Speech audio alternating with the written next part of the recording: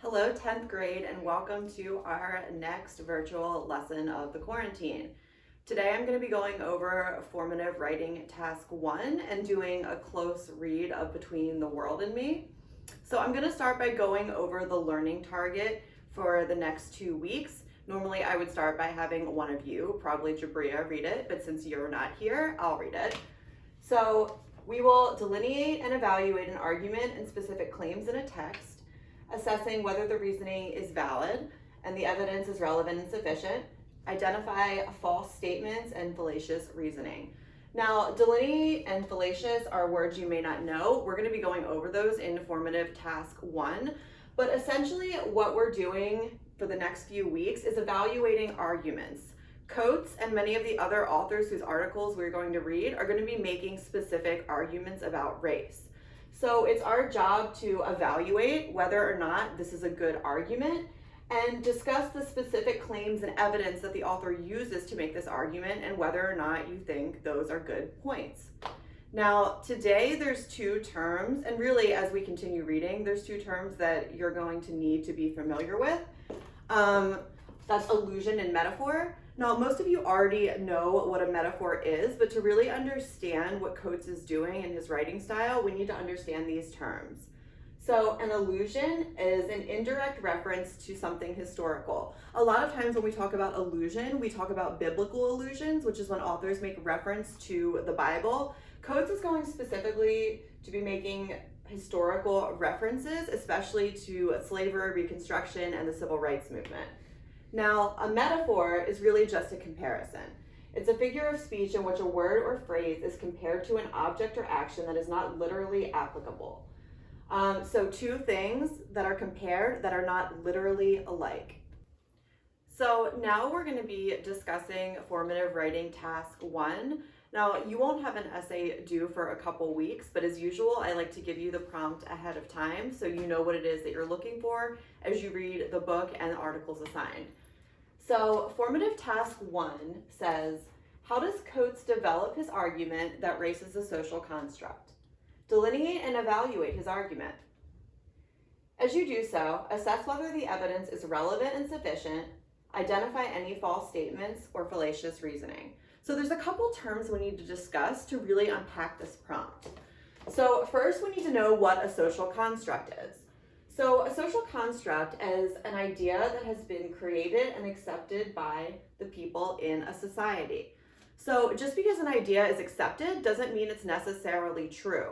So when we think of race as a social construct, we all know that race is real. I am white. Some of you are black. That is true.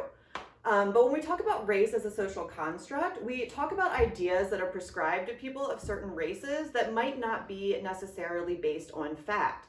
Now, when we discussed this in our last virtual meeting, many of you linked this to the idea of stereotyping and how we prescribe certain attributes to certain races that aren't necessarily true. And then we need to talk about, what does it mean to delineate an argument? To delineate is just to describe in precise points. So you won't just say that you agree or disagree with his argument, you'll explain the precise points he uses and why you agree or disagree with those points.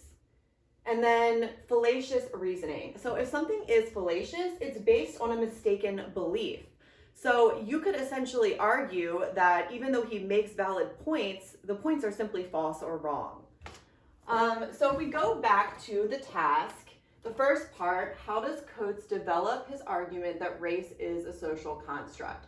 So this isn't really even asking if you agree or disagree, it's asking how he develops his argument. What are the specific points, the evidence that he uses to prove his point? Is this enough evidence, meaning is it sufficient? And is any of it based on false statements or fallacious reasoning? So is any of it just wrong? So what this question is essentially asking you is, how does Coates make his argument that race is a social construct? What are the precise points, claims, and evidence that he uses in order to make this argument? So with formative writing task 1 in mind, we're going to do a close read from the bottom of page 10 to the end of the first paragraph on page 11 of between the world and me. So also keep in mind that our essential question for the entire unit is, how does race impact the American dream?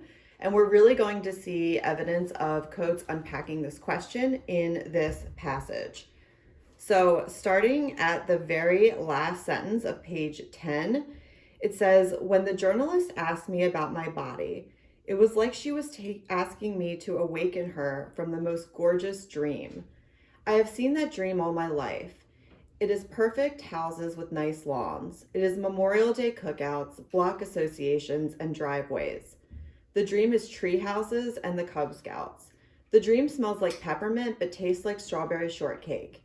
And for so long, I have wanted to escape into the dream, to fold my country over my head like a blanket. But this has never been an option because the dream rests on our backs, the bedding made from our bodies. And knowing this, knowing that the dream persists by warring with the known world, I was sad for the host. I was sad for all those families. I was sad for my country, but above all, in that moment, I was sad for you. So let's start at the very beginning. There's a lot to unpack here.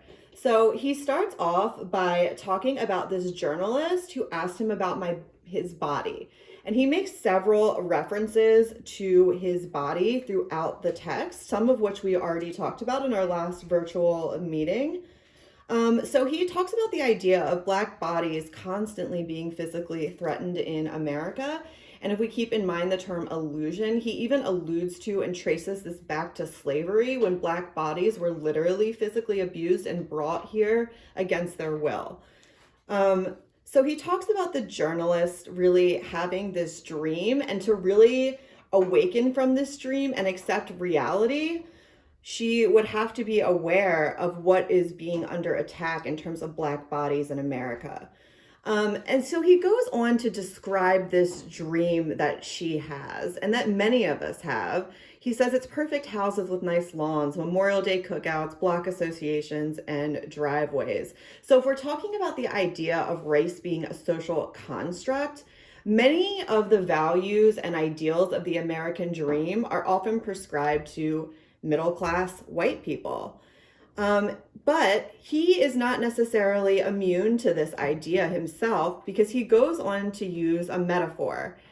And he says, and for so long, I wanted to escape into the dream, to fold my country over my head like a blanket. Okay, so in this metaphor, Coates really does struggle with wanting to obtain this dream himself. Of course he does. It's something that as Americans, it's really been promised to us. But then he goes on to say that that's never been an option for him. This dream is out of his reach because it rests on our backs. And when he says our backs, he's referring to African Americans in general. The dream exists because of the existence of slavery and the exploitation of Black bodies that has been going on in this country really since it started. So the dream itself was built on the back of his ancestors.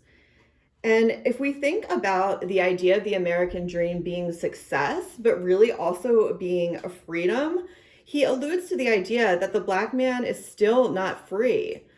Largely due to the perception of whites about them. As you know, since you've read this passage, he goes on to discuss Michael Brown and police brutality, and how this perception of African Americans, race being a social construct, is really something that endangers the Black body still. And so what he's trying to prove is that really freedom only exists on the back of those who are not free. So in order for many people in this country to have power and to have freedom, it depends on those who don't have the power and don't have the freedom. And it's ironic because the dream really only exists because of the same Black people who are kept from achieving it. And he alludes to that when he says that the dream rests on our backs, the bedding made from our bodies. If slavery did not exist, much of our infrastructure wouldn't either. And so the dream itself would be a moot point.